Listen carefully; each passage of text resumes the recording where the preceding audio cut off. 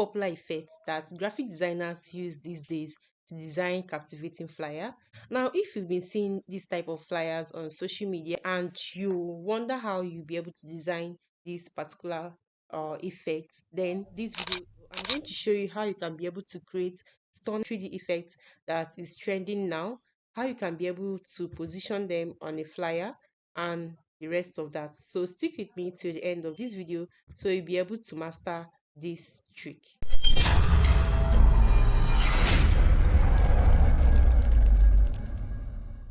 So to create this effect, I'll have to take a new file. I can just go to my file, go to new, depending on the size I'll be choosing. So I would like to choose 1080 pixel from here, and the height the same 1080, the normal size in pixels. Then create. So what I'll have to do here, what you do here is you go down to your pen tool. This is where my own pen tool is located, so it all depends on where your own is located. And if you can't find this pen tool, this particular icon here, all you need to do is to add it here. So all you have to do is to look for whether there is a three dots here. Then you have to right click, you right click on it, then you go to edit toolbar. Then you can see the move to the pen tool here. You can just simply right click and drag it into this portion. All right, so mine is already added. After doing that, you just press done. So now I can just go to my pen tool. All right, so at this point you head over to the pen tool. This is the pen tool, and you right click to make sure it is choosing the pen tool here. And also you make sure that this particular place is showing shapes and not parts. Make sure that it's showing shapes. After you've confirmed that, you change the color of this fill. I'll be picking a blue color here. Then after that, then you can just tap on any point outside this place. Once you tap there, then you tap any point here and drag. Once you hold and drag, you leave it and then tap on the outside of here too. Once you tap here, you tap here, and you tap here too. So we've created this curve here, and after that you can just hit go to your move tool. You can use your move tool to either move it up or to either move it down. So at this point I'll be moving it down a little bit, and I'll just leave it at this.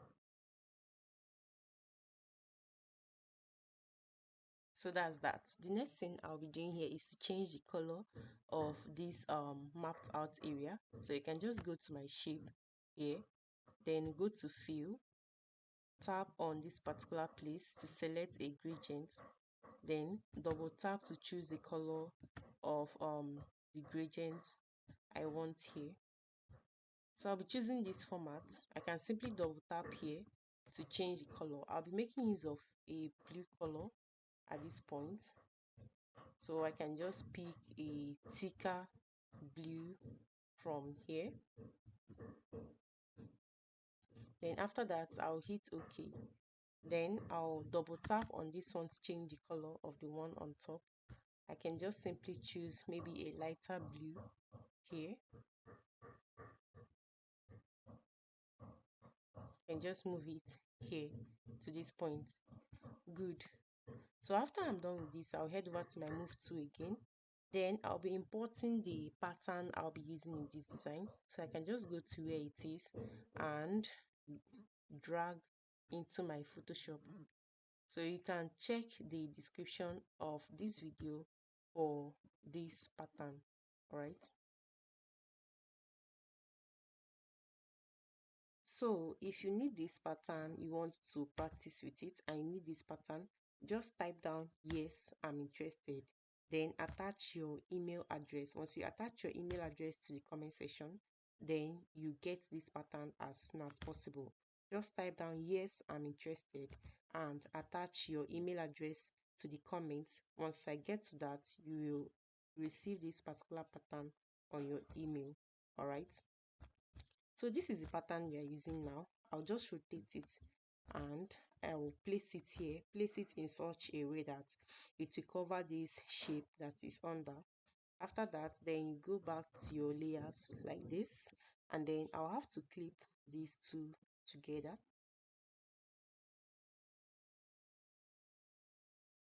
Now to clip this, I'll have to hold my Alt key, hold your Alt key and place this between these two layers, and make sure that this arrow is pointing down, and then right click on the mouse to clip.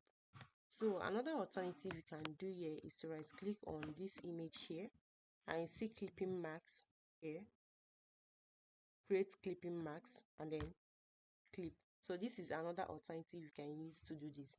So after that, then I can just go to place on this and select the particular pattern I want to use for this. But I'll be using an overlay here. It all depends on your choice. You can make use of soft slides, you can make use of overlay.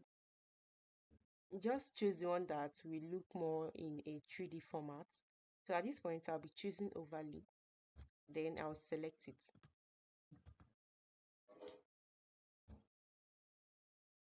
Now, in order to make this thing more visible, let me change the color of this background. So I can just go to my solid color.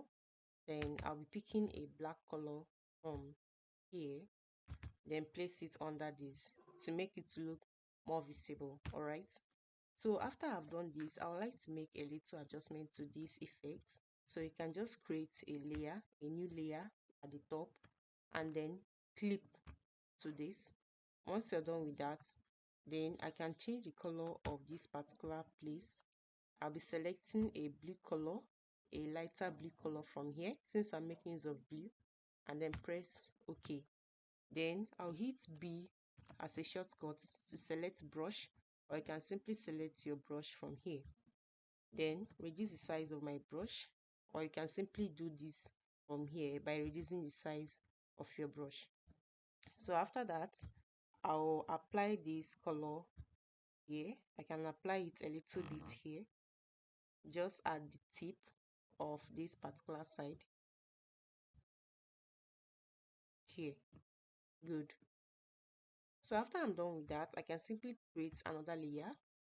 Then I can change the color of this to probably a darker blue a little bit, and then you can simply apply that here. I can hit Ctrl Z to undo what I just did, and I'll select a white color depending on the color you prefer for your design. So at this point, I would like to select a white color, then reduce the size of my brush. It's just to make things spice up a bit. All right, can just make this little effect here and the rest of that. So after that, then I can clip it to this. Is either I clip it to this first and then edit, or I edit it first, I add the layer first before clipping. But it's more advisable to clip it first before editing. All right, so after this, I can also go to this and choose maybe soft lights from here. Good. So I'm done with this.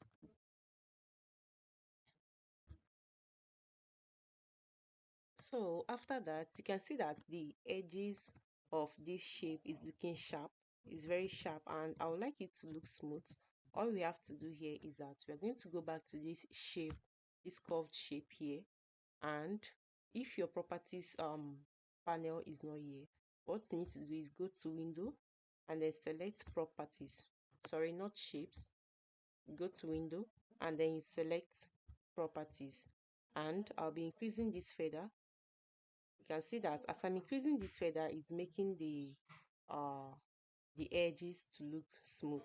So you can simply increase it to any amount you want, depending on the level of the smoothness you want it to be. So after this, I'm done with this creating of this, so we can simply group everything together. Hit Ctrl G to group. You can also rename it. I rename it with curve, with curve. So after that, I'll have to press Ctrl G to duplicate. Once I duplicate this, I can move it up.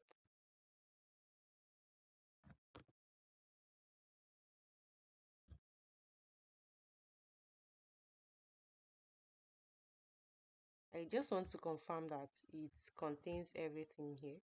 So I'll press Ctrl Z to undo this, then press Ctrl J to duplicate.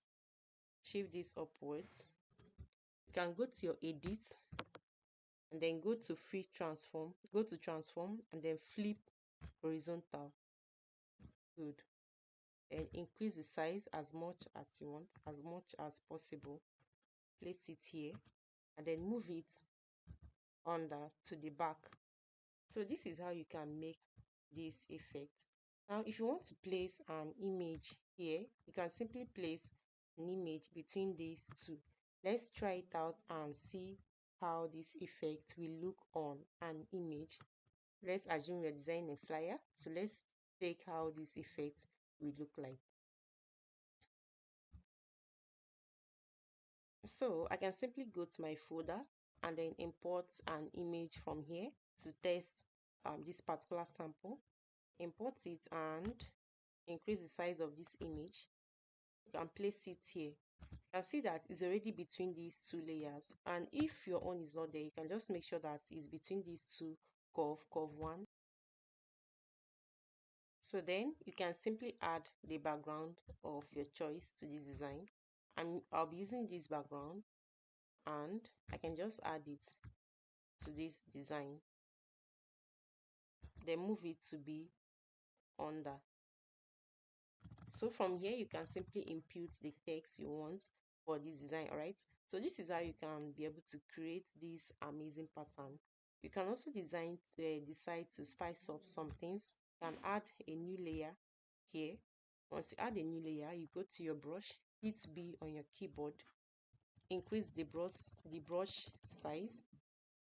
Then I can simply change the color from here. Probably I'll be adding a lighter blue color here. Then I can simply add something little here, something like this.